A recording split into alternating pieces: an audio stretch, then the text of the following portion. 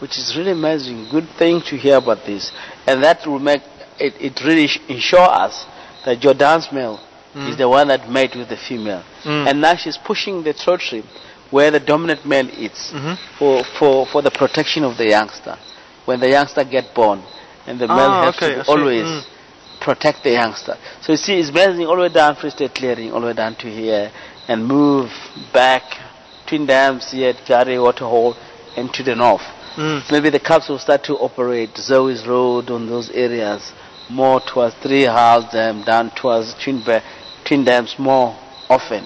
But we haven't get to see Saseka and Tingana. We only had that they've been there, they've seen there, especially in the course of the day. It look like they're moving in and out. Mlowati, there by Ludud Road, on those areas up to Chitakatlan. But it seems like even the Cubs now, they're moving into our neighborhood, Little Gary, in and out on that area. So such amazing thing for leopard to I didn't always catch it this week, but with Karuling being pregnant, do you have any idea about how long still she has to go, or when the cubs will be born? Or? No, not really, because today we were looking for her to check around Lidwood Road where she's been seen in the course of the day, but we haven't been lucky with her to get to see her. Then we can tell exactly that she's heavily pregnant now or not. We still have a few days to go or a few weeks to go, so we haven't been lucky to get to see her. It should be interesting to have little leopard cubs. Around. Yeah. Do they typically get 2, or how many cubs do they typically get? Leopard normally is 2, but it can go to 3. I've seen that before. There was a leopard down in East Africa called Shotel. She was having 3 cubs on that area, and there was a leopard here, furthermore north of us in Manyeleti. She was having 3 cubs. I've seen that before. So it's really amazing. Yeah. If you have 3, she has done well. If all the 3 successful into the area, so yeah, it's something. But at some point, leopards are going to have to move to different areas. You can't just keep adding leopards, I guess, because they all have to eat. Yeah. They have to move, unless if it's an old leopard like safari female, then it has to stay in the area, then know that you guarantee. But look at Kurula, she's still a leopard that have innate energy. She still have to challenge other female leopards into the. She can enlarge the territory by pushing other leopard off into the territory. Allow the offspring to have the territory that is normally belongs to her before. But because it doesn't need to have interaction with the youngster, you find that the youngster might be going somewhere where it could be other female of the cubs. They easily pushed away. So the mother have to push more to the north into the area and settle around in that area, start to be a more dominant female. You find that the cubs will be more here. Like if you look at Safari and the female, Safari she used to operate here all the way down here, but Safari have moved further more west, and Kurula she is now into the area where normally it was belonged to her mother, but now mother have moved into the other area. So it can happen to Kurula. I mean, extending the territory in order for the youngster to be roaming around in the area where we are, with Singari. Sister. This is amazing. Yeah, no, it's.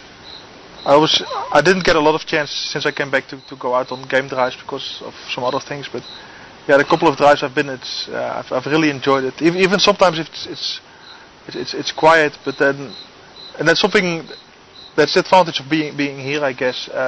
Especially like this morning as well. I didn't go out, but you feel it's like a crisp, cold morning, but you know very soon it's going to heat up, and that's such a nice feeling. It's like it's a little bit cold, you're a little bit shivering, but then just even within half an hour, the sun comes out and you warm up, and it's so beautiful to be out there. It's really amazing. Yeah. I think Simon. Yeah, let's hear what Simon thought about the walks. The walks and so on. Because he was the one carrying the heavy load, so to say. I want to give him space. Yeah.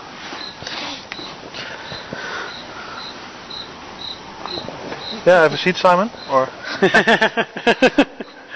so yeah, we've been talking a lot about leopards and sightings and heavy walks and how we liked it. But yeah, you as the cameraman actually right smack in the middle of it. You got Rex and all he has to do is carry a radio and a little presenter mic, and I was standing at the vehicle, but you were in the middle carrying all the. So how was it for you? I mean, basically the slow ones, but the presenters really love, I think, doing the wee walks, because all you have to worry about is just dropping their stake if they have one and running. Where the cameraman Herman and myself had the interesting backpack that I showed a little bit on Friday with a whole bunch of equipment. So there's always that joke. You can always go out on walks in any type of environment. Looking for dangerous animals. Just have to be a little bit faster than the slowest person, or just learn how to trip really well, and then you'll be fine.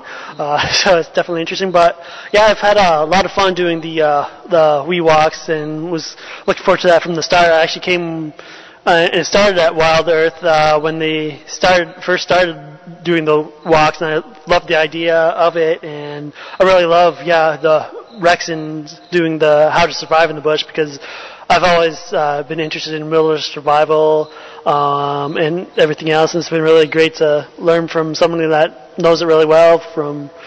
And definitely if we do a little bit more survival type of things, or maybe like a We Survive at one point, I'll really love to be the camera, be helping out Rex and be on the camera for him, so that'll be really a lot of fun if we can do that. But any of the walks are really great, because Peter also has a lot of knowledge, and he brings lots of different perspectives on things, which is always great. And it's a lot of fun doing the walks, and I just love the feeling of it, and it's just amazing to get out into the bush and actually walk. It's a different feeling from being on a game vehicle to walking. As Peter was mentioning with the elephant, just standing at an elephant you look up, but on the game vehicle you're almost at the same eye level with them, especially where if you're on the camera, because we sit up a little bit higher than the presenter. So yes, I've had lots of amazing experiences with the elephants here and some of the other animals, especially Mufiani, the male leopard. Yesterday was a great experience, where I think you saw him in the morning, and then I was on the game grab in the evening and saw him. And one of the amazing experiences was that one of the things that you saw as the viewers out there was he came just a few meters behind our vehicle and scent marked. And then there was one sighting that you guys didn't see when we were a little bit out of signal and we were going to take a break. We were just near the Buffalozook sign, and he turned back on the road, came right next to our vehicle, and just stared up at Rexon and then stared up at myself. So it was just really amazing. Literally, like right next to the vehicle, almost brushed it. So that was an amazing experience. And I guess you guys were lucky when we saw it in the morning. He was just laying around, just warming up in the sun, and the only thing that was moving was the tip of the tip of the tail. But still, it's a fascinating animal to see. I've always liked leopards since I got involved with it's the Cederberg Leopard Project. They actually research leopards in the Cederberg, which in the Western Cape, which actually they suspect might be even a different subspecies of leopard from the ones they have here. They're still doing some research on it. They're actually only half the weight of the leopards you have here. So I've gotten involved in that a little bit, and leopards, but they're fascinating animals. That's for sure.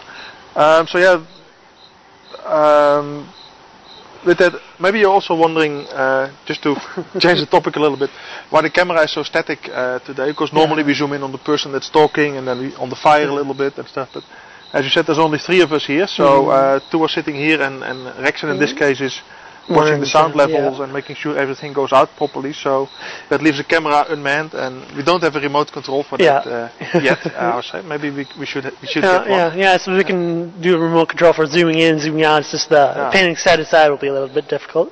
But so I'm sure that you guys have been catching the game grabs. You probably noticed the pattern. It's Rexon and either Peter Simon on camera and Peter Simon in the FCC. So Herman and Peter Pretorius have been on leave for 2 weeks, so they should be back tomorrow, I believe. So tomorrow evening or late afternoon they should be back. So that will be good. We'll definitely celebrate their coming back with a nice fire as well, and probably some Labamba wars. We had some in the freezer today as well, in the fridge, but I think we got a bit impatient, so we ate it already. I think it was actually brought out. I think it was brought out the other day for lunches and breakfast. So anyway, we're probably going to skip on the wars today and have one tomorrow with a nice celebratory drink for welcoming the guys back. And I guess with that, I don't know, that was the time 7:58. So that's about our time for this week. So it's been an interesting week as always. It's been busy, but we still managed to get the walks out. Which is great. Which was quite interesting. And also, Probably sometime next week there will be a little announcement on the GPS system that's been talked about. We've made some good